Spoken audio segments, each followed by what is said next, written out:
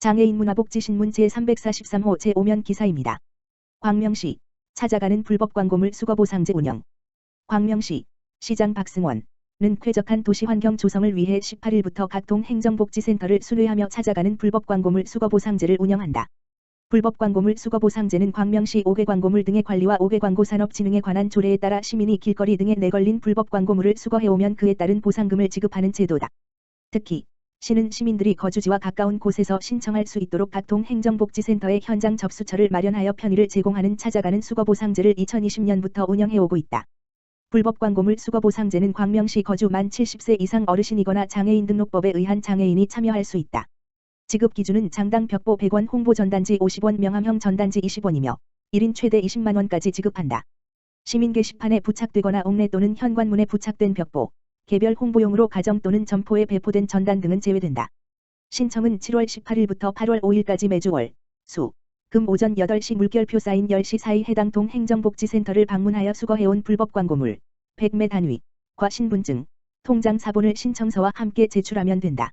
박승원 광명시장은 찾아가는 수거보상제는 인력 부족으로 단속에 손길이 미치지 못하는 주택가, 이면도로 등의 도시미관을 저해하는 불법 광고물 정비와 어르신, 장애인 등 사회적 취약계층을 위한 일자리 창출을 위해 운영해 오고 있다며 시민의 자발적 참여를 통한 불법 수거보상제가 올바른 광고 문화에 대한 인식 전환의 계기가 되었으면 한다고 말했다.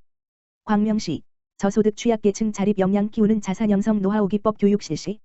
광명시 시장 박승원은 13일 광명시 평생학습원에서 자산형성 지원 사업 가입자 100여 명을 대상으로 자립 역량 강화 교육을 개최했다.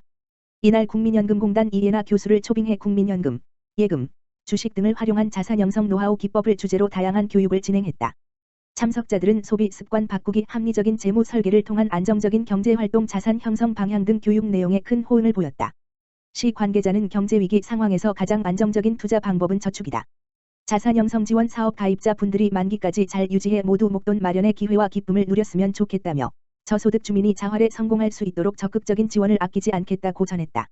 한편 자산형성 지원 사업은 근로소득이 있는 저소득 주민이 자활에 필요한 자산을 형성할 수 있도록 주거, 교육, 창업, 결혼 등을 위한 목적으로 저축 시 일정 비율 정부가 재정적으로 지원하는 사업이다. 광주시 농어촌 장애인 생활 편의를 위한 2022년 농어촌 장애인 주택 개조 사업 추진.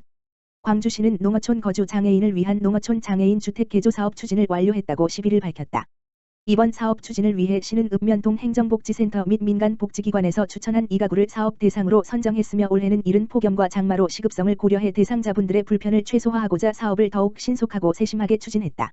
주택 개조 사업은 장애인 편의시설 설치 및 문창호 세면대 변기 주방시설 교체 등으로 일상생활에 어려움을 초래했던 부분에 대한 사전 확인 및 상담을 통해 수요자 중심의 주택 개조로 대상 가구의 만족도 증대에도 크게 증가했다.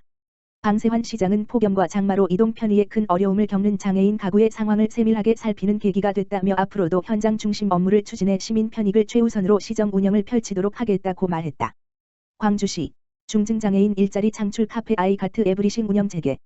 광주시가 중증장애인을 고용하는 일자리 창출 카페 아이가트 에브리싱의 운영을 재개했다고 14일 밝혔다. 카페 아이가트 에브리싱은 한국장애인개발원이 공공기관 건물 등의 설치비를 지원, 중증장애인이 채용돼 일할 수 있도록 마련된 카페로 지난 2018년 11월 경기지역에서 5번째로 광주시민체육관점을 개소해 운영했다.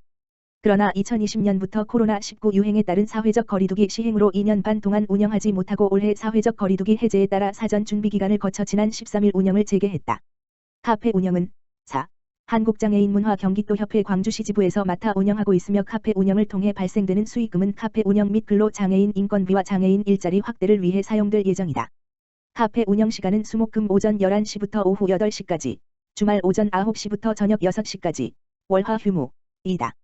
카페 운영을 맡은 유석광 지부장은 코로나19 장기화에 따라 시민들은 물론 장애인들이 일자리를 찾는 데 어려움이 많았다며 카페 운영 재개를 통해 중증장애인들이 다시금 일할 수 있는 기회를 가질 수 있도록 노력할 예정이니 많은 관심 부탁드린다고 말했다. 구리시 장마철 대비 인명피해 우려 지역 점검 실시. 구리시 시장 백경현 가 14일 장마철을 대비하여 인명피해 우려 지역에 대한 안전점검을 실시했다.